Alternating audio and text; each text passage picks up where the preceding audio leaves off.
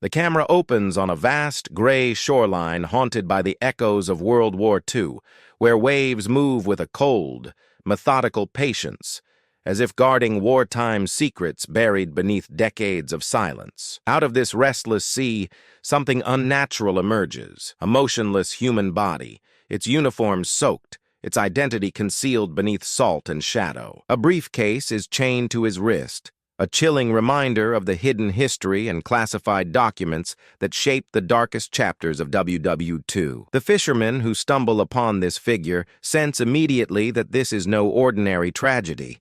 This is the beginning of a war story no one was prepared to uncover. The coastline becomes a stage where fate, deception, and wartime secrets collide. The discovery spread quickly among locals in Spain, a country walking the thin line between neutrality and quiet cooperation during Nazi occupation across Europe. Their routine mourning became an accidental entry into the long corridors of intelligence files and secret missions. The lifeless body looked every bit a British officer, uniform, rank, and documents aligning perfectly with the chaos and uncertainty of World War II. And yet, something intangible hovered over the scene, an emotional weight suggesting this moment would soon echo far beyond that quiet beach. The air felt charged, as though the war itself was about to pivot. The body's presence presented more than a tragic loss. It hinted at Allied strategies, military movements, and covert operations that had the power to shift front lines. In WW2, where every detail could determine life or death, this discovery was a potential turning point. Spanish authorities examined the corpse with attention, unaware they held in their hands the key to one of the most daring acts of deception in wartime history. Inside that chained briefcase rested the seeds of confusion, diversion, and unprecedented intelligence manipulation. What washed ashore was not merely a man, but a message. British intelligence followed developments from afar, well aware that Spain's political stance blended neutrality with subtle proximity to the Axis powers. Every action taken on that shoreline could alter the trajectory of the war, influencing Nazi intelligence, resistance fighters, and entire Allied operations. The body, pale from the Mediterranean's grip, instantly transformed into a silent instrument within a far greater chessboard. This was the realm where war stories intertwined with hidden agendas, secret missions, and war shadows that rarely see daylight. This single corpse, adrift from the depths of the sea, carried a weight far beyond its physical form. In the world of World War II espionage, information was more lethal than bullets, and deception more powerful than armies. The discovery on the Spanish coast would soon echo through intelligence networks, classified archives, and the strategic rooms where the fate of entire nations was debated. It was a moment that illustrated how fragile elements, paper, uniforms, personal items, could reshape the decisions of powerful empires. How could a lifeless man, found by chance, influence the strategies of the Nazi high command? How could such a delicate fragment of wartime secrecy mislead those dominating European territories under occupation? These questions form the investigative backbone of countless WW2 intelligence files, inviting viewers to journey deeper into the hidden history that shaped the modern world. This is the intersection where truth, illusion, and wartime necessity blur into one unforgettable operation. As the camera retreats from the shoreline, the waves continue their eternal rhythm, indifferent to the destiny they have just delivered. What appears to be a simple wartime tragedy soon reveals itself as one of the most extraordinary secret missions ever executed. The stillness of the corpse contrasts sharply with the magnitude of the impact it would unleash across Europe. In this moment, the stage is set, the players unknowingly positioned, and history quietly shifts course. But the man who washed ashore never lived a single day of the life described in his documents. The world of 1943 stood on a knife's edge, suspended between desperation and determination as World War II entered one of its most decisive chapters. Across Europe, cities lay in ruins.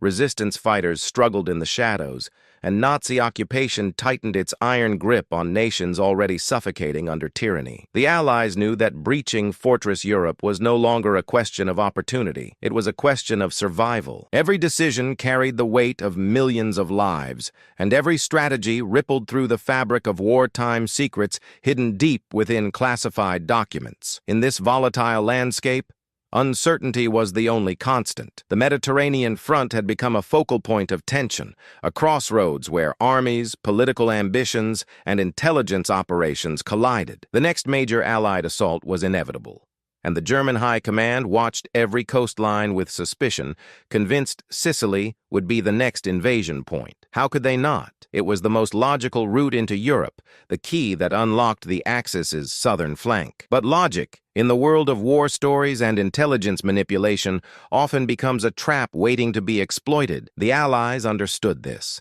and they prepared to use it against the Reich. While soldiers fought on battlefields soaked in sacrifice, another battle unfolded behind locked doors and dimly lit rooms. British intelligence officers pored over maps, decoded signals, and wartime archives, searching for any advantage that could mislead Hitler's strategic vision. Their minds were weapons, their ideas ammunition, and their decisions held the same impact as artillery fire. Could a single deception tilt the balance of an entire continent? Could one false trail reroute divisions, misguide commanders, and reshape the heart of World War II? The question lingered with breathtaking possibility. Inside London's intelligence circles, the stakes could not have been higher. The success of the Sicily invasion depended not only on military strength, but also on controlling the flow of information, what the enemy believed, feared, and prepared for. The Allies needed to convince Hitler he was looking in the wrong direction, that Greece and Sardinia, not Sicily, were the true targets. This was not merely strategy, it was psychological warfare, a delicate manipulation crafted by minds who understood the power of wartime secrets. Every misdirection could save thousands of lives. Meanwhile, across Europe, Nazi occupation stretched its influence with brutal efficiency, tightening surveillance and crushing resistance with calculated ferocity. Civilian populations lived in fear, soldiers in trenches braced for the unknown, and nations held their breath for the next major Allied move. In this global tension, even the smallest detail could shift the tide. An intercepted message, a misplaced document, a misinterpreted clue. The war had become an intricate dance of signals, illusions, and intelligence files flowing through shadow networks on all sides. The question that defined this moment was simple, yet immense. How do you invade a fortress when your enemy anticipates every strike? How do you mislead a regime that monitors maps, coastlines, and troop movements with relentless obsession? How do you rewrite the expectations of a dictator who believes he already knows the next chapter of the war? These questions fueled the creativity, boldness, and audacity that would soon give birth to one of the most astonishing intelligence operations in hidden history. A plan unlike any other, a plan where life and death, truth and illusion would blur beyond recognition. By early 1943, the world was not merely at war. It was on the threshold of transformation. Entire nations waited for a turning point, hoping for a strategy that could weaken the Axis grip on Europe once and for all. Allied commanders knew they needed more than soldiers. They needed an illusion powerful enough to fool an empire. And in that moment of global uncertainty, one idea emerged from the shadows of British intelligence, a deception so extraordinary that, if it worked, it would change the course of the war forever. In a war ruled by gunfire and steel, victory would hinge on a single illusion. In the inner chambers of British intelligence, where cigarette smoke blended with the rustle of classified documents, a daring idea began to take shape. The Allied High Command understood that brute force alone could not outmaneuver Nazi occupation. Not when the Reich monitored every coastline with relentless precision. What the war needed was not another regiment or battalion. It needed a deception so audacious it would distort German expectations entirely. Minds trained in the subtleties of espionage gathered around wooden tables, searching for a strategy that could manipulate the enemy without firing a single shot. And in this moment of mounting uncertainty, a seed of inspiration emerged. The 20 Committee, a group responsible for counter-espionage, knew that the key to shifting the front lines lay not in weapons, but in the psychology of the enemy. They asked themselves, what if the Germans could be made to believe the next Allied invasion would strike far from Sicily? What if evidence, meticulously designed and carefully planted, could reroute divisions and create a strategic vacuum where the Allies needed it most? This idea, bold enough to defy wartime logic, slowly hardened into a plan that would depend entirely on precision, timing, and the enemy's willingness to trust what appeared irrefutably real. The proposal, later known as Operation Mincemeat,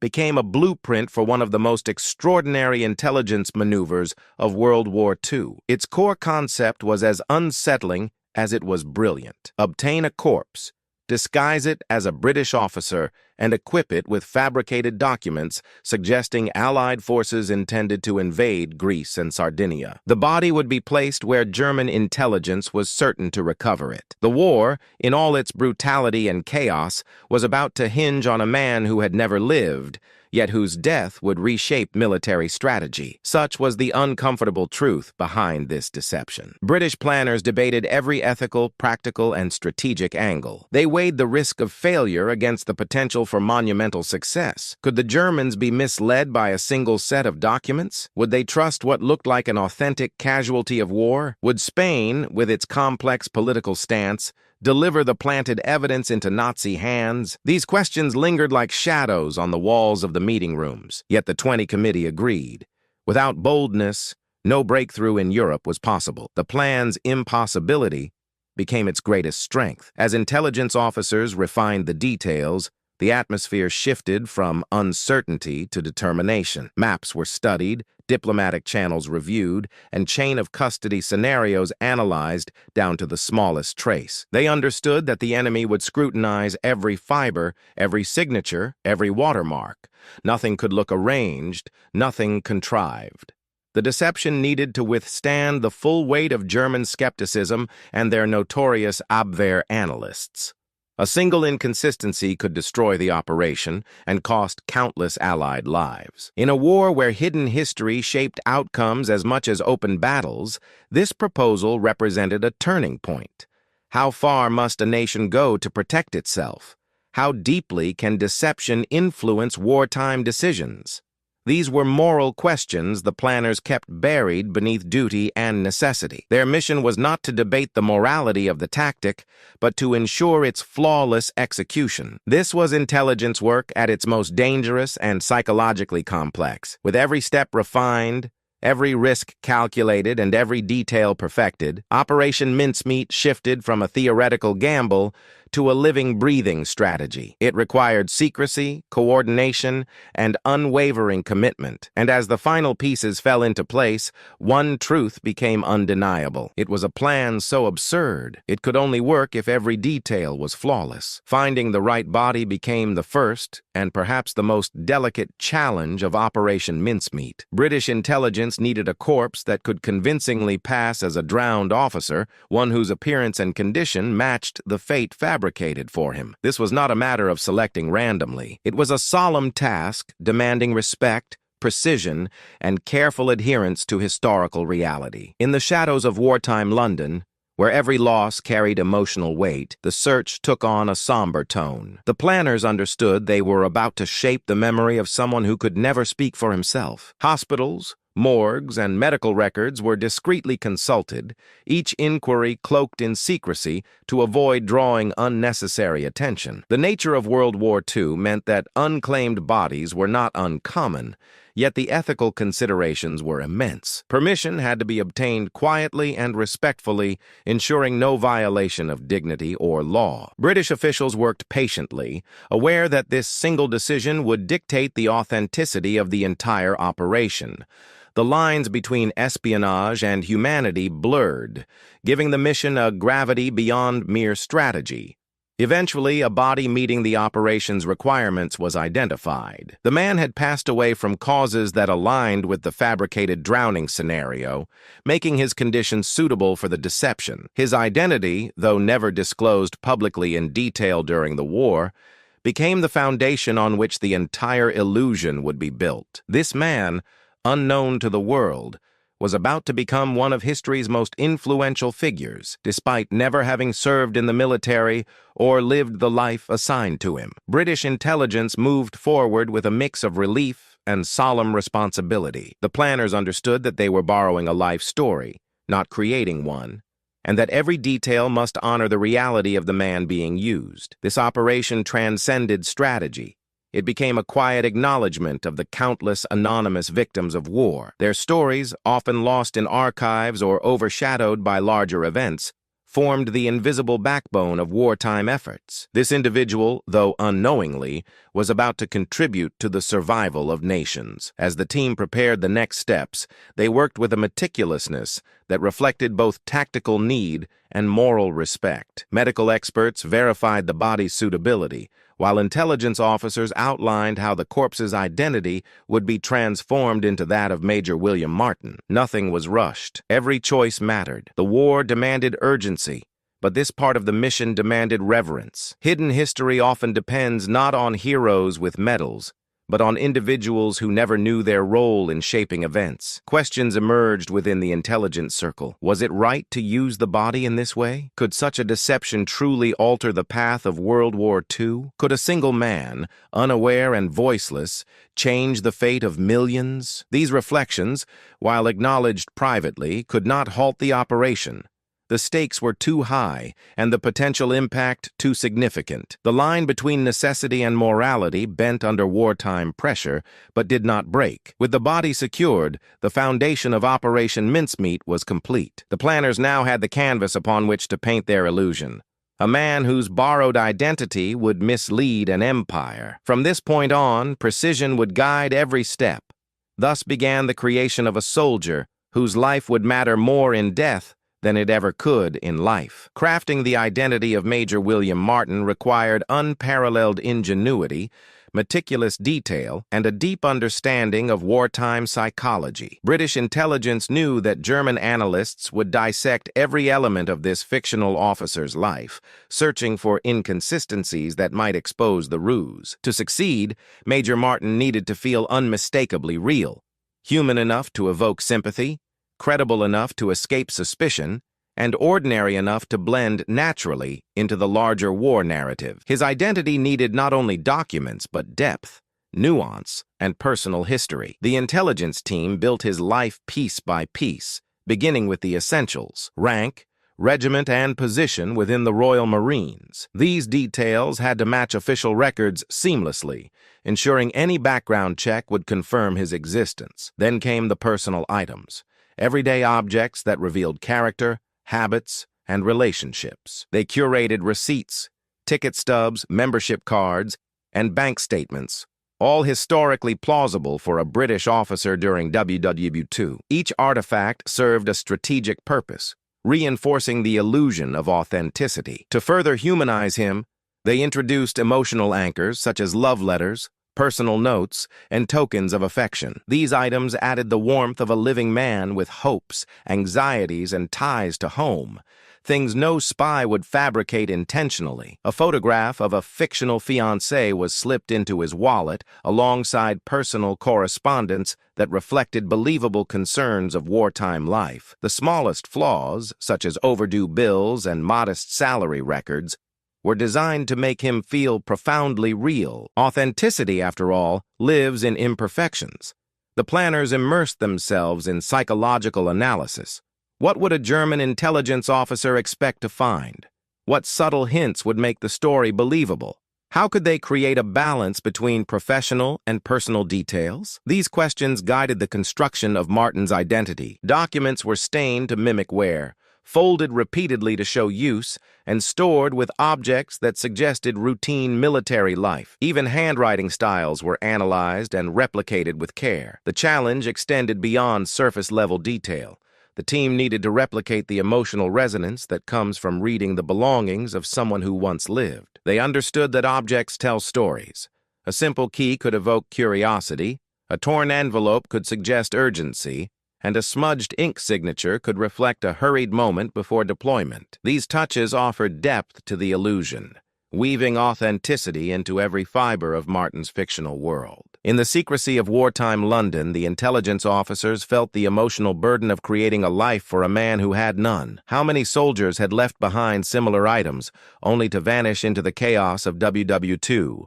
How many families clung to letters now preserved only in quiet drawers and fading memories? These reflections reminded the team that they weren't merely crafting a deception.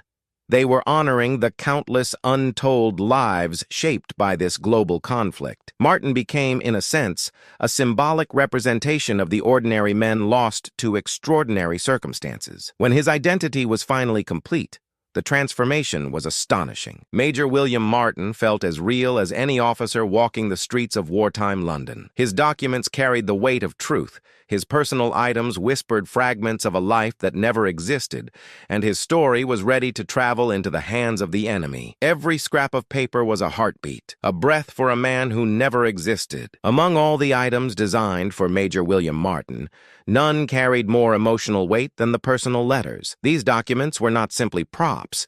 They were the soul of the illusion, the human touch that transformed a fabricated identity into a believable life. British intelligence knew that emotional authenticity could disarm suspicion more effectively than any forged military directive, and so they crafted letters that spoke of affection, worry, ordinary routines, and the personal longing familiar to countless soldiers of World War II. One letter came from his supposed fiancée, written in the tender tone of a woman waiting anxiously for news from the front. It contained subtle hints of shared memories, inside jokes, and future plans, details that felt impossibly intimate unless the relationship were real. Another letter referenced minor disagreements and everyday frustrations, the small imperfections that define genuine relationships.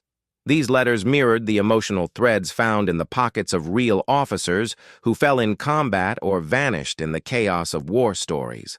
They reinforced the illusion that Major Martin lived, loved, hoped, and feared. The intelligence team also included mundane correspondence, bank notifications, club membership reminders, and overdue bill slips. These seemingly insignificant papers carried enormous strategic value. They suggested a man too busy with wartime obligations to manage personal affairs properly, a common reality in WW2. Receipts for modest purchases, train tickets, and casual invitations further illustrated his personality. Nothing exaggerated, nothing tailored, everything deeply human. British intelligence considered every emotional nuance when drafting these documents. How affectionate should the letters be? What concerns would feel believable without seeming dramatized? How could subtle references to wartime shortages, rations, and anxieties deepen authenticity? These questions guided the crafting process, ensuring each line carried emotional realism. The goal was to allow any reader, German or Spanish, to feel they were glimpsing a private life interrupted by war, not a script designed for deception. As planners reviewed the letters, they recognized how profoundly they mirrored the real lives of thousands of soldiers scattered across Europe. How many pockets held similar expressions of love and longing? How many wallets carried fading photographs of fiancés waiting back home? In these reflections, the intelligence officers confronted the human cost of war, understanding that behind every official report lay a personal story far more fragile. This emotional truth made the deception even more powerful. Would the Germans recognize the letters as sincere? Would these intimate details, so commonplace in wartime archives, convince them they were witnessing the remnants of a real life cut short? These rhetorical questions echoed in the minds of the planners as they finalized Martin's correspondence. They trusted that honesty, careful, subtle, emotional honesty, would carry greater weight than any elaborate fabrication. Human authenticity, not espionage theatrics, would sell the illusion. When all the letters were assembled, they formed a mosaic of a man who felt heartbreakingly real. The emotional vulnerability woven into these pages transformed Major Martin from a strategic construct into a believable soul. And as these letters were placed carefully into his pockets, the illusion became complete. They were more than props.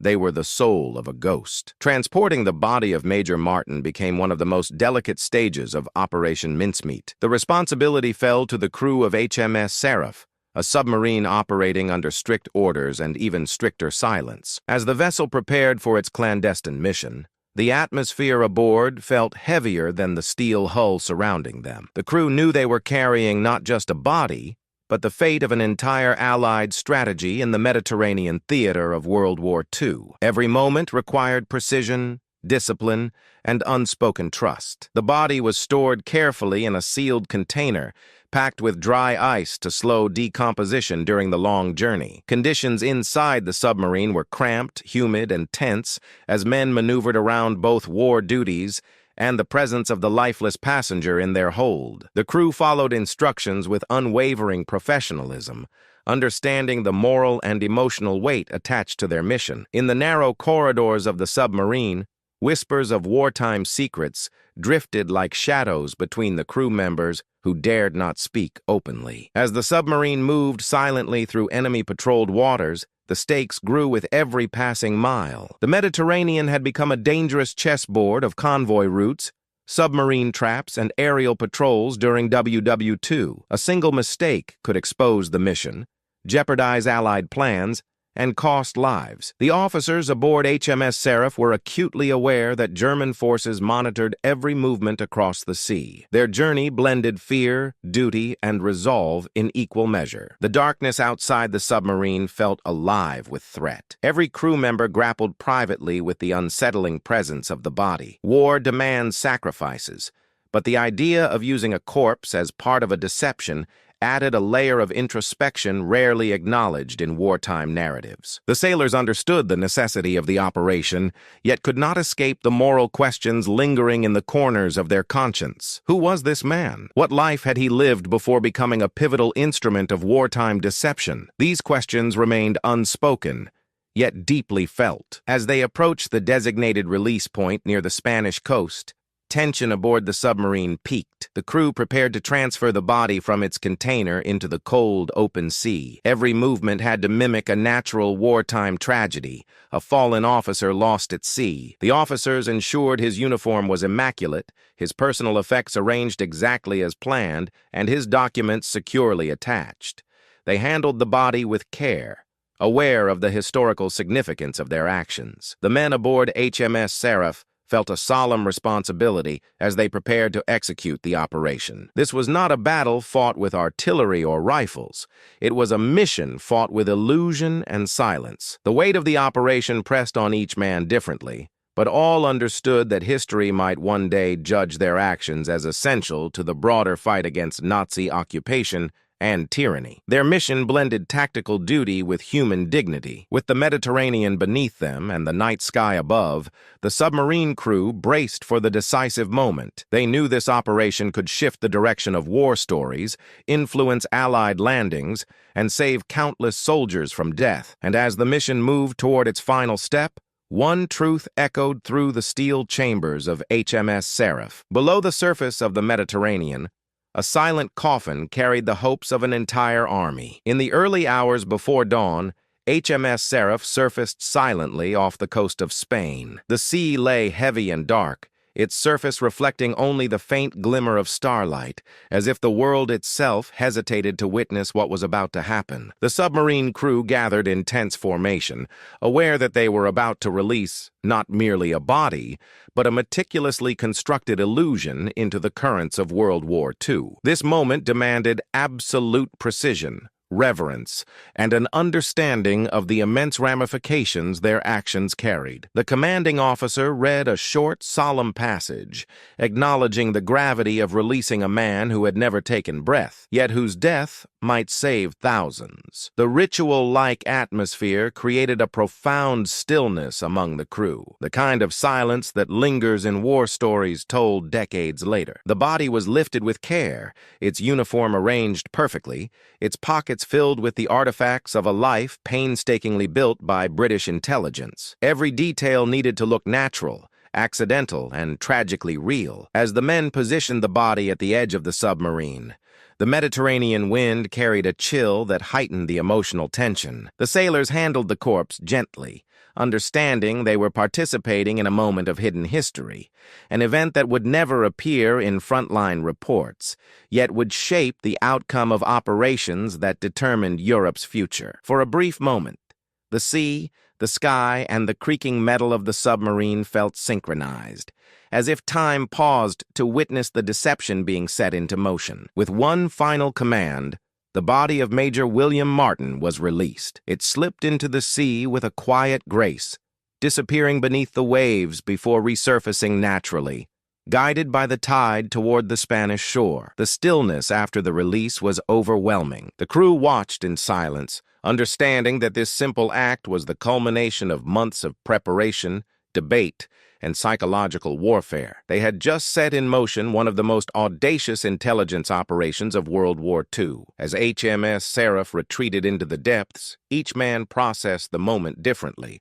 Some felt relief, others unease, and others yet a mixture of both. The submarine's engines hummed softly, echoing the secrecy of wartime missions hidden far from the public eye. The crew carried forward the weight of what they had done, knowing the future of Allied strategy now drifted in the currents behind them. War often demanded moral complexities, but few missions embodied that truth as starkly as this one. The Mediterranean swallowed the body with its vastness, taking the illusion into its timeless silence. Would Spanish authorities find the corpse quickly? Would the documents survive the journey intact? Would German intelligence take the bait? These questions lingered heavily as the submarine withdrew into deeper waters. The ocean became both accomplice and witness to a deception that blended courage, strategy, and moral ambiguity. The success of Operation Mincemeat now depended entirely on currents, chance, and the decisions of strangers who had no idea their actions might alter the course of World War II. The release marked the transition from planning to fate, from control to uncertainty. And as the waves carried the lifeless figure toward land, the operation truly began. The waves swallowed the lie and carried it toward destiny. The body of Major Martin washed ashore near Huelva, a region known for its delicate political balance during World War II. Local fishermen, unaware of the global consequences of their discovery, alerted Spanish authorities with the same sense of duty they would give any maritime tragedy. What they found appeared to be the corpse of a British officer lost to the Mediterranean, a familiar sight in wartime where the sea claimed countless victims. Yet, this particular discovery would soon weave itself into the hidden history of intelligence wars, secret missions, and strategic deception. Spanish officials received the body and immediately followed established procedures, driven by administrative routine rather than suspicion. Spain's official neutrality masked a complex relationship with the Axis, marked by subtle cooperation and mutual observation. The authorities opened the briefcase attached to the corpse, logging everything meticulously. They could not have known that every document they touched was a carefully crafted tool designed to manipulate the very intelligence networks observing them. The contents of the briefcase matched what one would expect from an officer transporting sensitive wartime secret documents. Letters of military coordination, official communications, and personal effects blended seamlessly into the narrative of a man on duty. For Spanish officials, the case presented nothing extraordinary, yet for German intelligence stationed in the region, this was an unprecedented opportunity. The Spanish decision to handle the documents cautiously aligned perfectly with what British strategists had hoped. Nazi agents became aware of the discovery almost immediately. Their network in Spain monitored every unusual event, especially involving Allied personnel. The Abwehr quickly expressed interest in accessing the documents, leveraging Spain's unofficial cooperation with Axis efforts. Would Spanish authorities comply? Would they pass along the papers discreetly? These questions hovered over the intelligence landscape, turning routine bureaucracy into a critical battleground of espionage. Spain found itself caught in a web of diplomatic tension. Granting access to the documents risked upsetting the British. Denying access risked weakening relations with Germany. Spanish officials delayed, hesitated, and ultimately allowed the Germans to examine the documents unofficially. This decision, born from political caution rather than malice, became the turning point of Operation Mincemeat. Germany now possessed what seemed to be authentic Allied intelligence, delivered by chance, misfortune, and the sea. How could such a seemingly insignificant discovery, one body, one briefcase, carry the potential to mislead an entire military machine? How could the tides of Spain become conduits for information that would influence Nazi strategy across Europe? These questions would only become clear in hindsight, as historians connected the threads woven through intelligence files and wartime archives. For now, the web tightened. The deception deepened. The pieces moved exactly as British planners had hoped. As Spanish authorities completed their formal procedures and prepared to return the body to the British consul, the operation reached a crucial moment. The Germans had the documents. The bait had been taken, and the war in Europe was about to shift, guided not by armies clashing on the battlefield, but by a story carried ashore by chance. Now the entire operation relied on whether Spanish hands would deliver the bait to German eyes. In the days following the discovery, German intelligence officers analyzed the documents recovered from Major Martin with intense anticipation. The Abwehr considered the find a rare stroke of luck, a window into Allied strategy delivered at a moment when World War II hung in precarious balance. The papers seemed authentic, worn, smudged, water-damaged in all the right ways. Analysts scrutinized every word, every signature, every seal. They believed they had stumbled upon an untold treasure hidden within the fog of war stories. And with each detail they examined, their confidence only grew stronger. Hitler's top military advisors soon received the intelligence package, and enthusiasm rippled through the ranks. High-ranking officers debated the implications feverishly,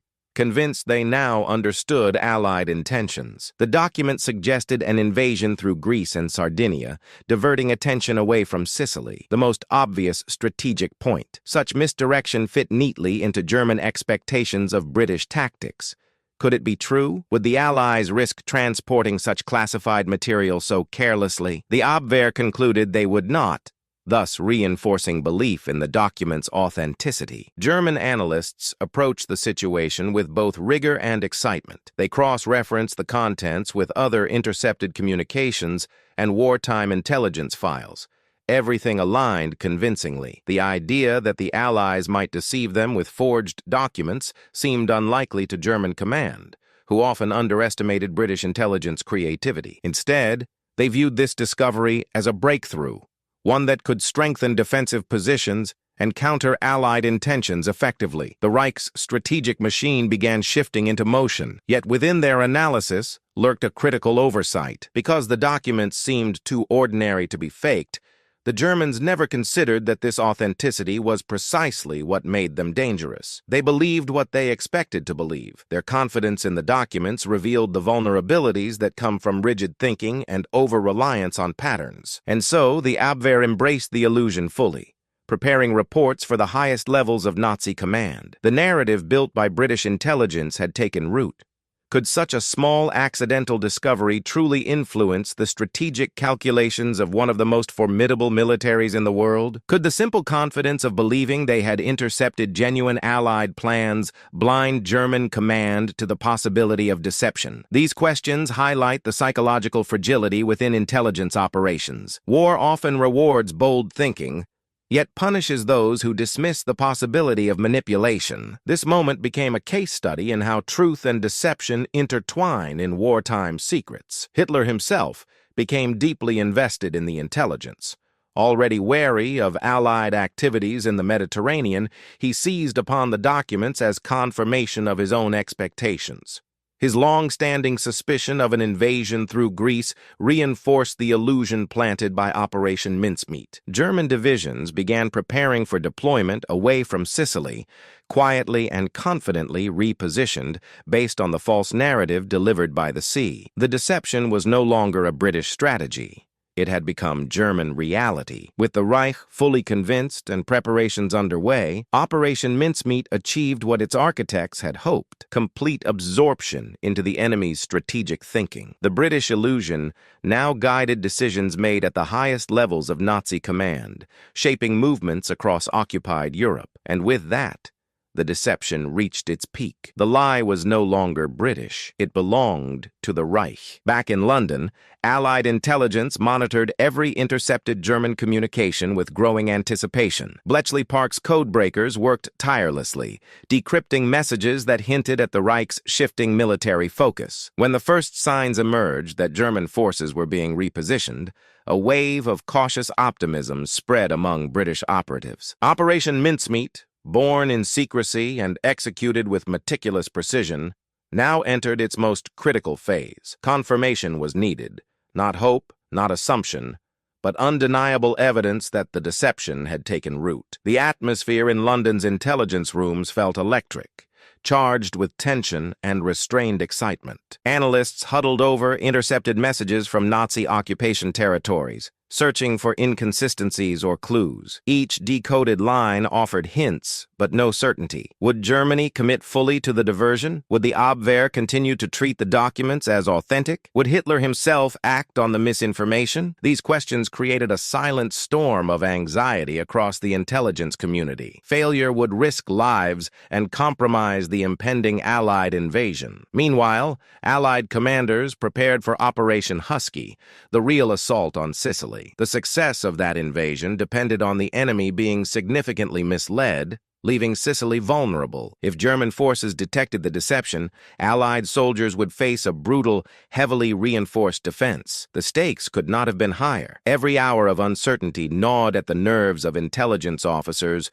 who knew that a misinterpretation could alter the trajectory of World War II. They remained silent, vigilant, and disciplined, knowing they had reached the most fragile point of their plan. Intercepted communications slowly revealed the truth. Reports from German command centers indicated that troop deployments were being redirected toward Greece and Sardinia. Reconnaissance units shifted their attention away from Sicily. Hitler's advisors consolidated their belief in an upcoming Allied landing far from the actual target. These movements confirmed what London had hoped for.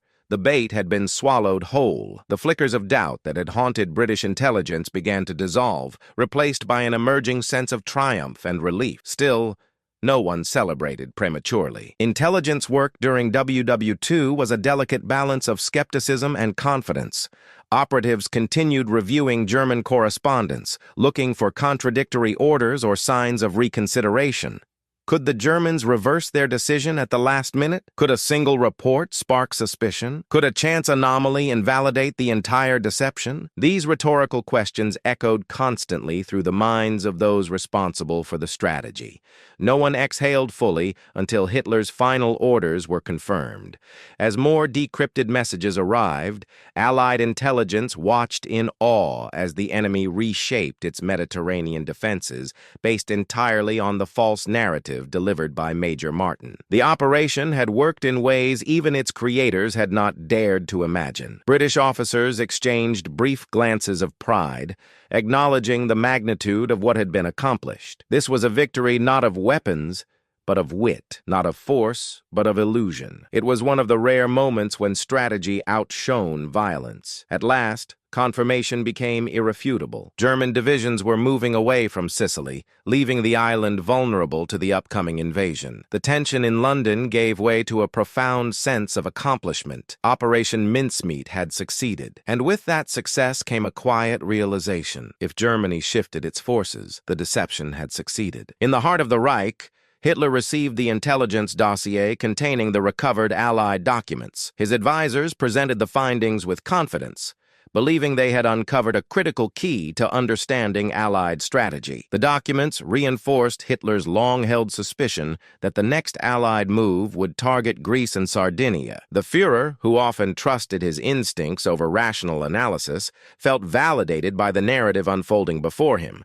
What he read aligned perfectly with his preconceived expectations, transforming doubt into conviction. It was at this moment that Operation Mincemeat reached the highest levels of German command. In his headquarters, surrounded by maps of Europe marked with colored pins and annotations, Hitler reviewed the supposed Allied plans. His strategic imagination fixated on the eastern Mediterranean, convinced that Britain sought to undermine Axis control in the Balkans.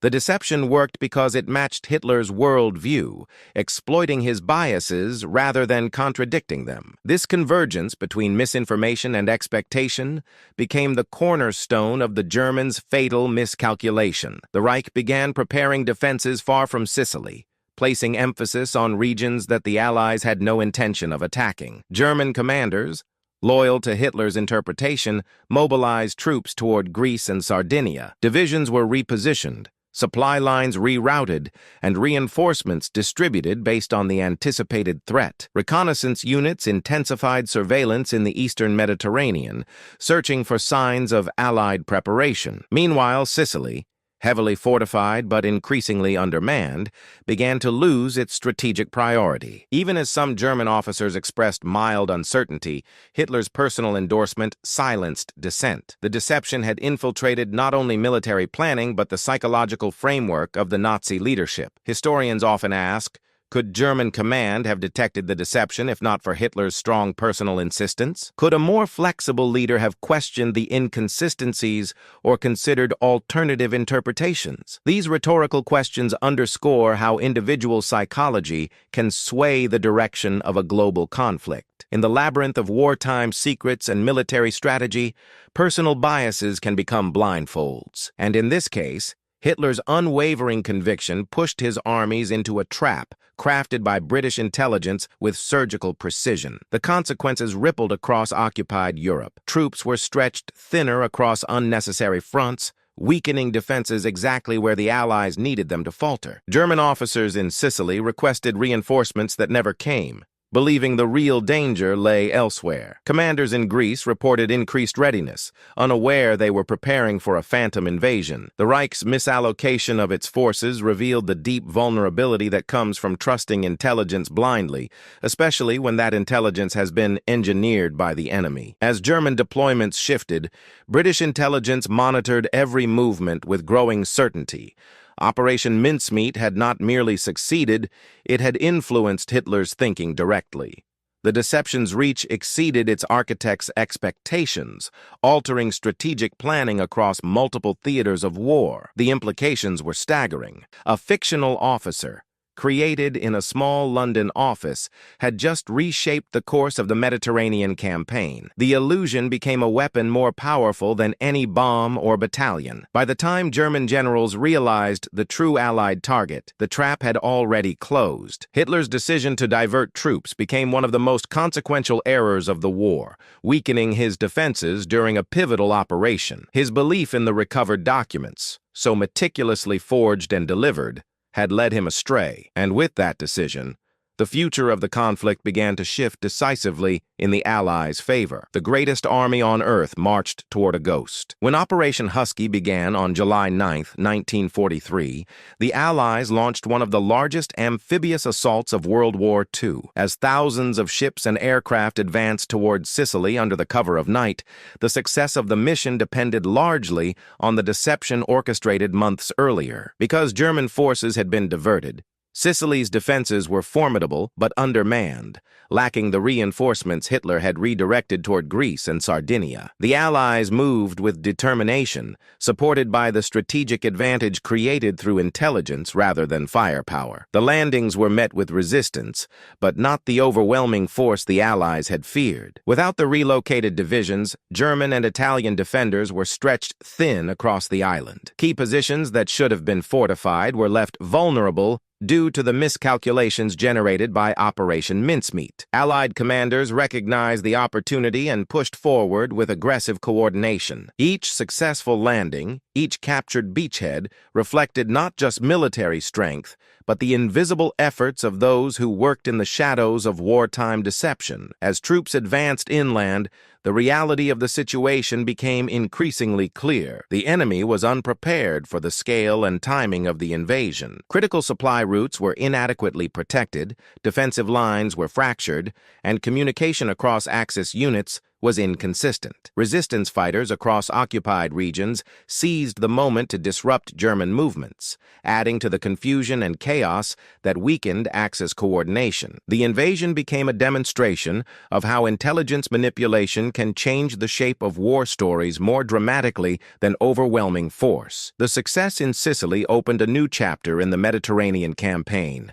With the island secured, the Allies gained a strategic foothold that allowed them to launch operations into mainland Italy. The psychological impact on Nazi occupation forces was profound, revealing vulnerabilities they had long attempted to conceal. German command struggled to understand how the Allies had anticipated their defenses so precisely. They did not realize that their miscalculations stemmed from a briefcase found on the shores of Spain, a briefcase filled with lies wrapped in truth. Historians often reflect on the significance of Operation Husky, recognizing it as the turning point that weakened Axis control in southern Europe. The invasion forced Hitler to reevaluate his Mediterranean strategy and confront the consequences of relying on misinterpreted intelligence. Italy's eventual surrender traced its roots back to the Sicilian campaign, which itself connected directly to the earlier deception. The cascade of events illustrates how wartime secrets and covert operations can have long-term effects extending far beyond their initial purpose. How could a single act of deception ripple across continents, shifting national destinies and redefining the dynamics of World War II? How could one fabricated identity contribute to the liberation of entire regions under Nazi control? These questions underscore the power of intelligence work in wartime. Victory is not always secured through battles alone. Sometimes it emerges from shadows, whispers, and silent operations hidden within dusty archives and secret files. By the end of the Sicily campaign, Allied troops stood victorious on an island once thought impenetrable. The door to Europe had opened, not through brute force, but through strategy, creativity, and the boldness of minds who dared to envision a new path. The triumph belonged not only to soldiers on the ground, but to those who operated behind the scenes. A dead man had changed the map of war. In the months following the invasion of Sicily, British intelligence observed the unfolding consequences of Operation Mincemeat with a quiet sense of accomplishment. The operation had not only shifted German defenses, but had reshaped strategic thinking across multiple theaters of the war. Within the secret rooms of London's intelligence centers, analysts reviewed intercepted communications that confirmed German confusion and frustration. The deception had worked beyond expectations,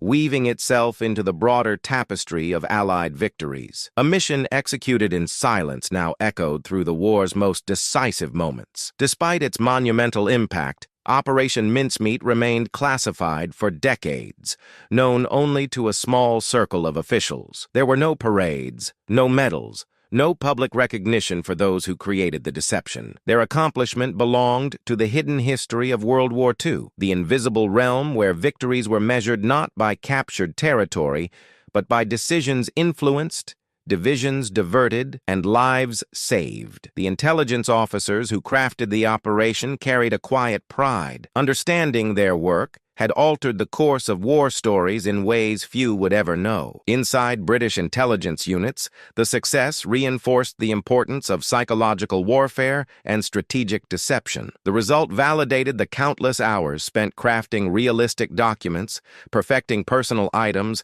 and designing a credible life for Major Martin. The smallest details, love letters, receipts, official memos, had played crucial roles in tricking the Abwehr and influencing Hitler himself. The triumph was not just military, it was intellectual, creative, and deeply human. It highlighted the brilliance of minds willing to explore unconventional paths to victory. The operation also served as a reminder of the emotional complexities inherent in intelligence work. The man whose body had been used to execute the deception played a role none could have predicted. His identity, borrowed and reshaped, became a symbol of the countless lives lost to wartime necessity. Intelligence officers, though trained for objectivity, could not escape the moral reflections that surfaced in the aftermath.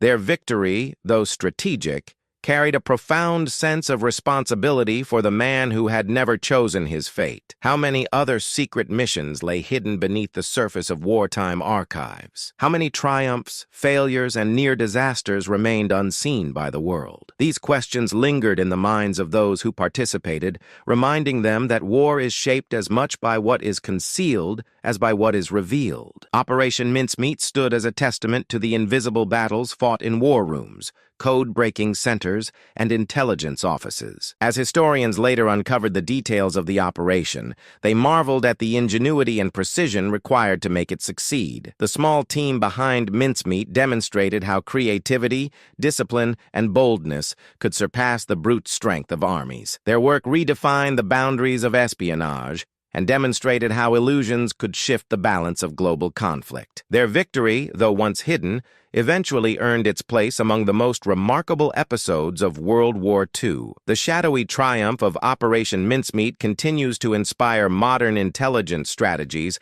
and serves as a reminder of the power of careful planning and human ingenuity. The operation remains a shining example of how subtle acts can reshape world events, even when no one realizes they occurred. Their victory would remain classified for decades, but its echo shaped history. For decades, the true identity of the man used in Operation Mincemeat remained hidden, concealed beneath layers of secrecy designed to protect both the operation and the dignity of the individual involved. Eventually, historians uncovered information suggesting that the body belonged to a man whose life had been marked by hardship, anonymity, and a quiet existence far removed from the battlefields of World War II. His story, though simple, held profound significance. He was not a soldier, not a spy, not an officer, yet he had changed the course of war stories in ways unimaginable. The man, often identified as Glyndwr Michael, lived a life shaped by poverty and misfortune. His death,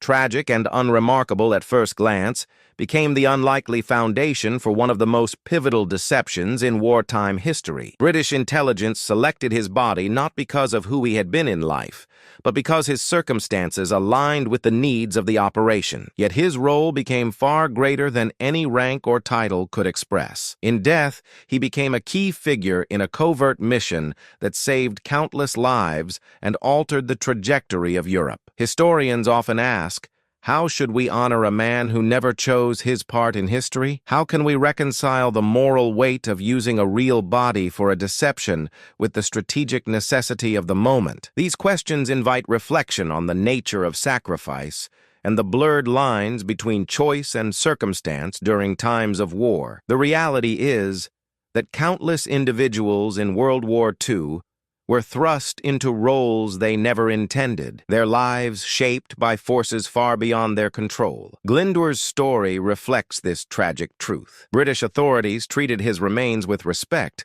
ensuring that he received a proper burial in Spain. His grave became a quiet testament to the hidden history behind Operation Mincemeat. Over time, his role gained recognition, and his contribution, though never voluntary, was acknowledged by historians and military scholars. The inscription on his headstone honors him not with his real name, but with the identity he carried into history: Major William Martin, Royal Marines. This symbolic recognition serves as a bridge between his actual life and the legacy created through the operation. Visitors from around the world travel to his resting place, not only to pay respect to the man himself, but to acknowledge the countless unnamed individuals whose lives shaped the course of World War II. His story resonates with the moral complexities of wartime decisions. He represents those who were forgotten, overlooked, or marginalized, yet whose existence became pivotal in shaping pivotal events. In honoring him, we honor all the silent figures who contributed to victory in ways that archives often fail to capture. How many other lives, ordinary, uncelebrated, played hidden roles in the vast machinery of wartime secrets? How many acts of significance remain buried behind locked files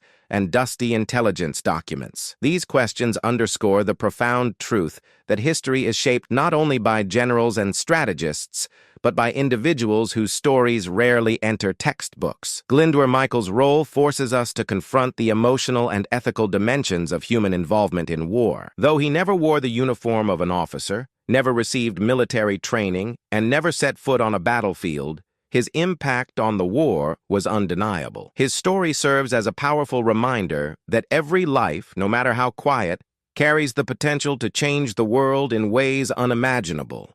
He never chose it, yet he became one of the war's most decisive soldiers. Operation Mincemeat forces us to confront one of the most profound truths about World War II. Sometimes the most powerful events are the ones that never actually occurred. The invasion of Greece and Sardinia never happened, yet it shaped German strategy significantly.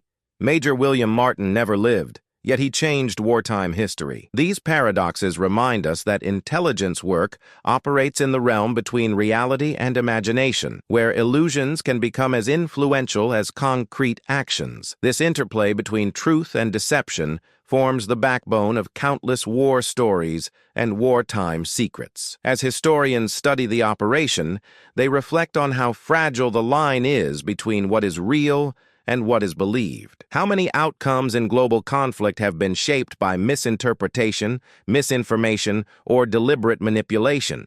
How many classified documents have altered the course of nations without a single shot being fired? These questions deepen our understanding of how war operates not only on the battlefield, but in the minds of those who command, plan, and react. The mental dimension of warfare often holds as much power as physical force. Operation Mincemeat reveals the psychological complexity inherent in wartime decision-making.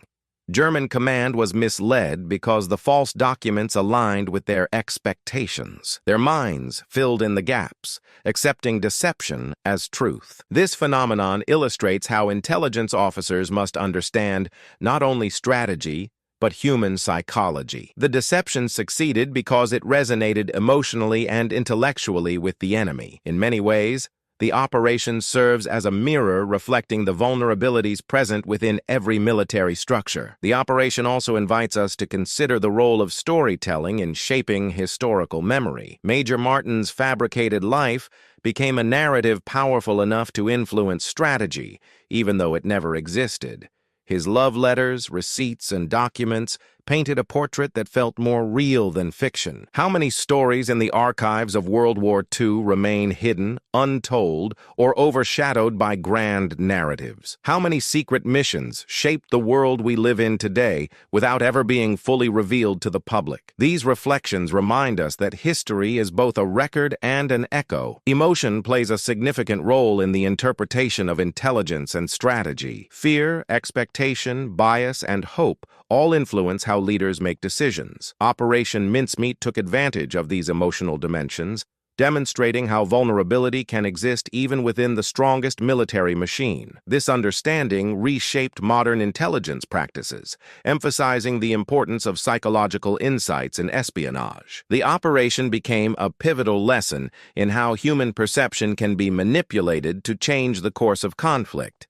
As we analyze these events today, we must also recognize the moral and ethical questions they raise. Deception saved lives, but it also relied on using a real individual in ways he never could have foreseen. Is victory worth the ethical compromises inherent in such strategies? How do we balance necessity with morality during times of war? These questions encourage deeper contemplation about the hidden dimensions of conflict, dimensions rarely discussed openly, yet crucial to understanding the full scope of World War II. Ultimately, Operation Mincemeat teaches us that history is shaped not only by events that occur, but by events engineered to seem real. It shows that the human mind, with all its complexities, is a battlefield as powerful as any shoreline or bunker. The legacy of Major Martin continues to remind us that truth and illusion can intertwine to shape destiny. History is not only written by the living, but also by those who never lived at all. The story of Major William Martin invites us to explore the deepest layers of World War II,